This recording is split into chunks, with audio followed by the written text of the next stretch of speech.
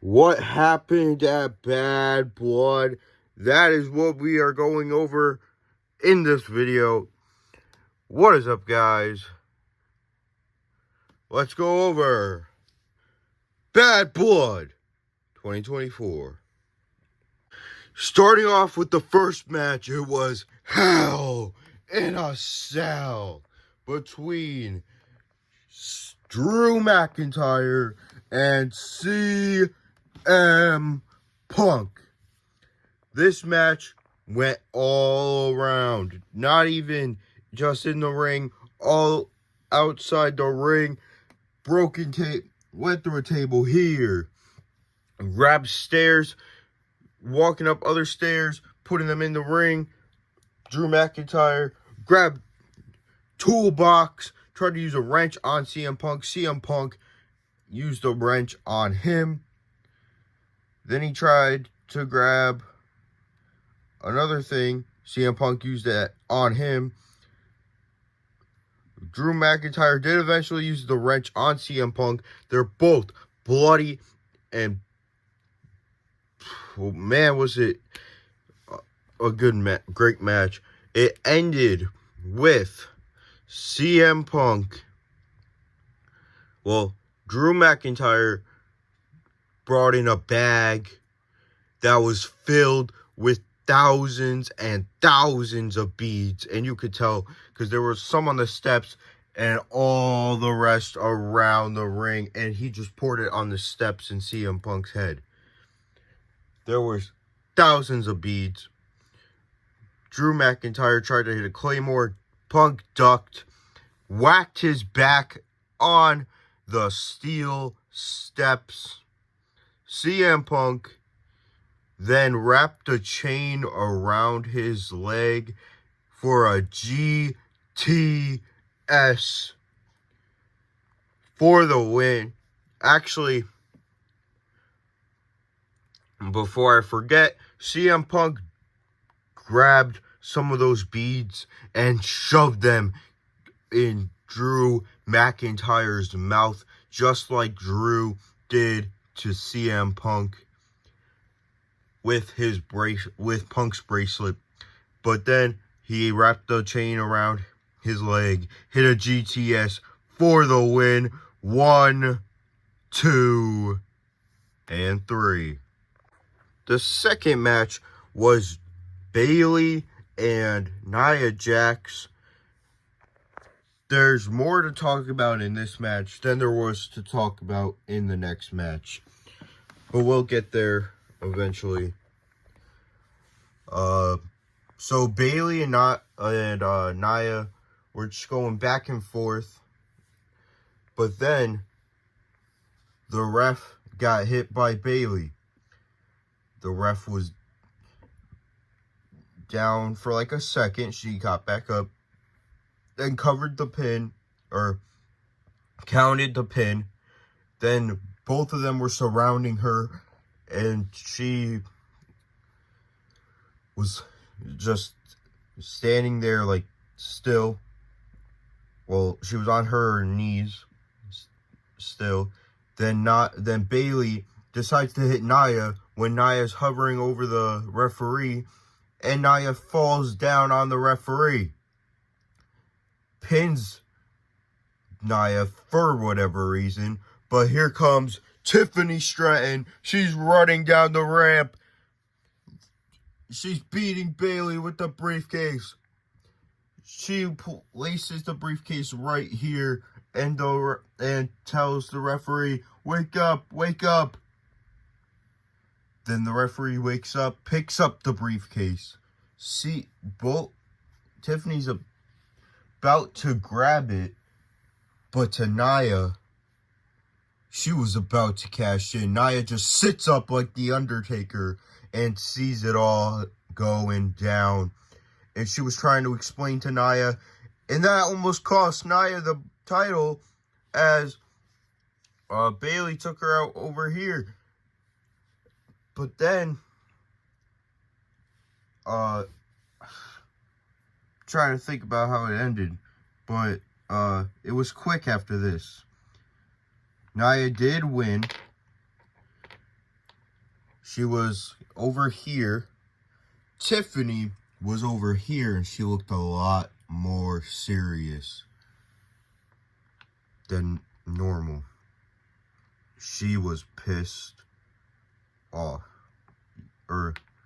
Yeah, she was kind of pissed off. She has every right to be. Tiffany Stratton will become the new women's champion. No doubt about it. But yeah, and still, you're the women's champion, Nia Jax. Jumping into the Balor versus Priest match, it was just a generic match, if I'm being honest. It was very generic. It was good. Don't get me wrong. It was a really good match. It was just like, but it was just also like a regular match, and I don't know. I don't really remember all of it, and I paid attention to the whole thing. I remember him doing foot stomps to the back of Priest, and that actually kind of fired Priest up. He went for another one, and he hit a South of Heavens on him for the win. And I also remember Carlito and JD tried to get involved, and he attacked them. But other than that, I don't remember anything. It was just generic. And I wasn't on my phone, iPad, Nintendo, PlayStation, anything. I wasn't on anything. So, but it was,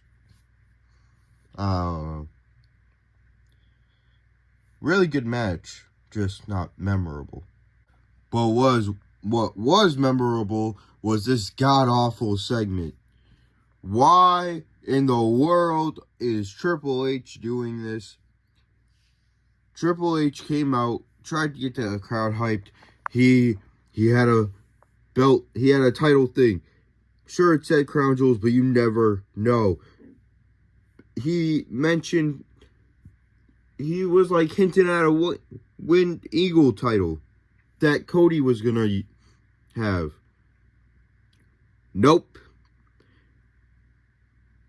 It was for the men's world and undisputed champs to go at it. And same thing with the women's. The women's world and the women's title to go, champions to go at it. Winner wins a title that's really big, very terrible. It's kind of an eyesore. And yeah, whatever. Then Gunther came out. This is not supposed to be Brock Lesnar. This is Gunther. I know. Sorry to get your hopes up if you saw him. It is Gunther. I don't have a Gunther. This is my Gunther. He came out, said something, was like, looked at Goldberg, went, because he was in the crowd, he was like, yeah, remember when I told Bret Hart you were my hero? I lied. I have no heroes. Then he started talking trash to Goldberg. He jumped the barricade. So many security guards came after him. Then Sami Zayn beat Gunther up.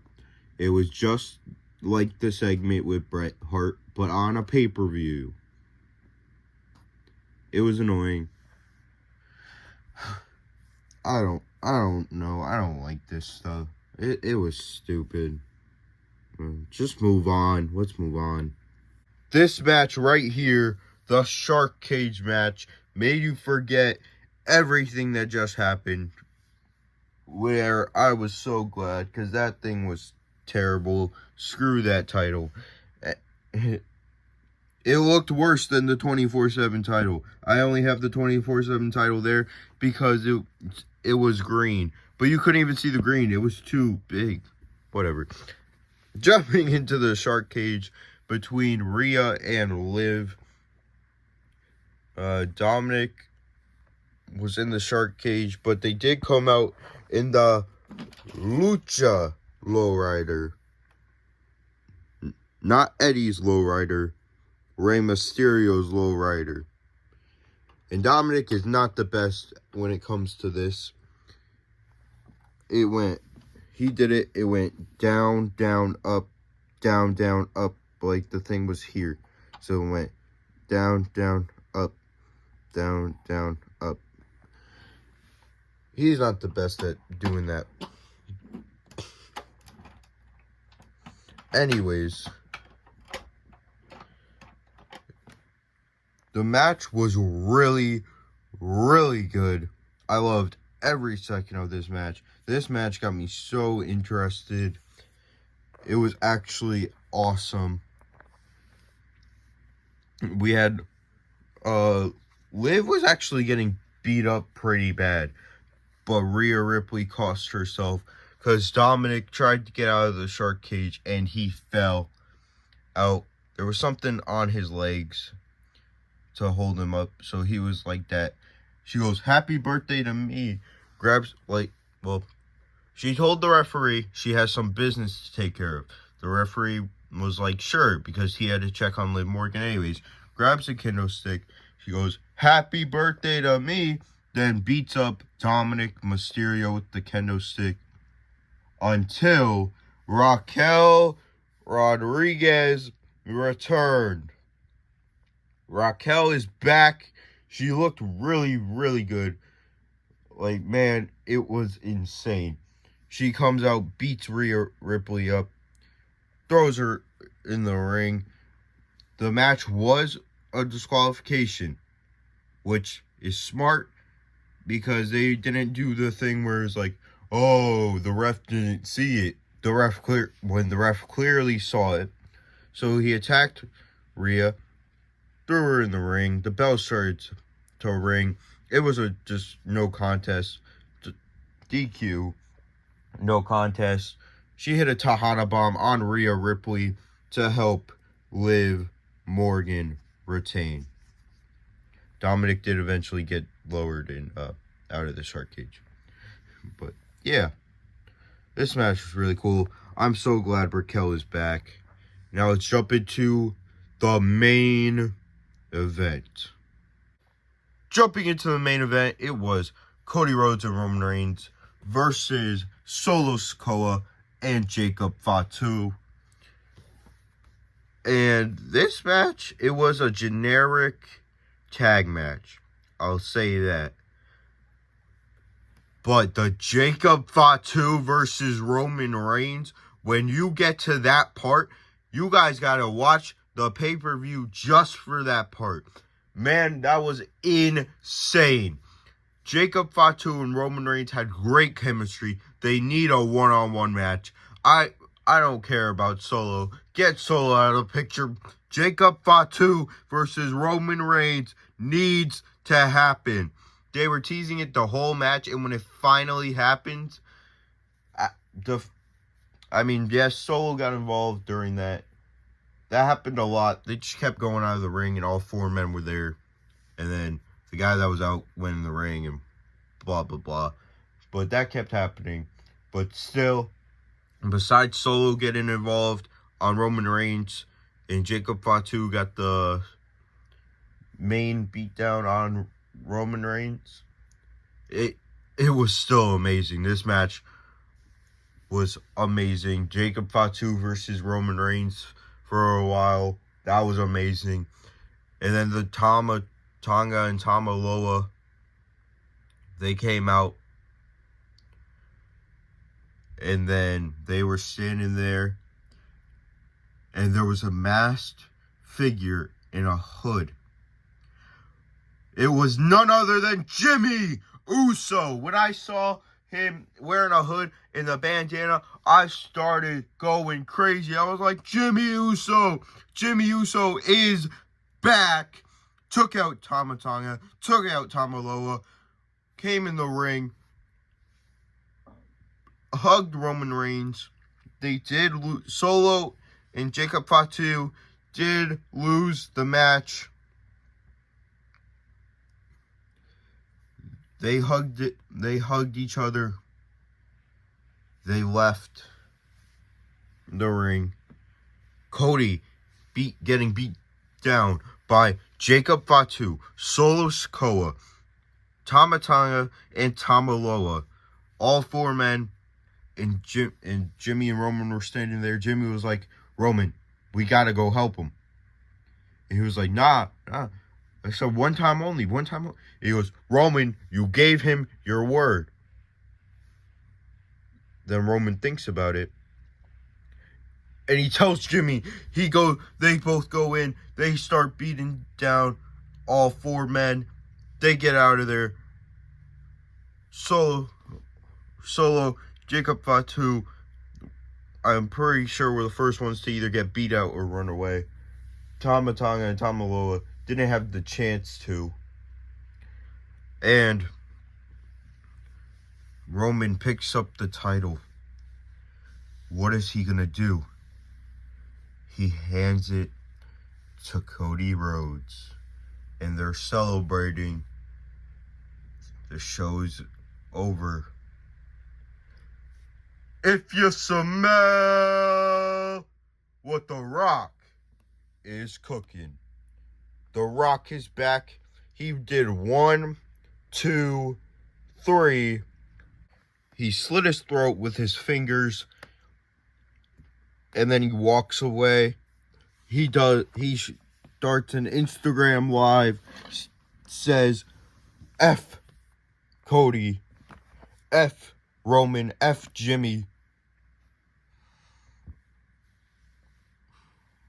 And then he cuts a promo, which was actually kind of funny. He was at a production truck, points to Dusty, says, oh, one of the Rock's idols. Love you, hate your son. Points to John Cena, go eat some Fruity Pebbles. And he does drive off. He goes, if you smell, drives off. Camera catches up. What The Rock is cooking. Then he just completely drives off. And that's not the only social media thing that happened. Backstage, Kevin Owens beats up Cody Rhodes. They were talking, then all of a sudden, he just beats Cody Rhodes up. He turned heel off the air. And that is all that happened at Bad Blood. Hope you guys enjoyed. Peace.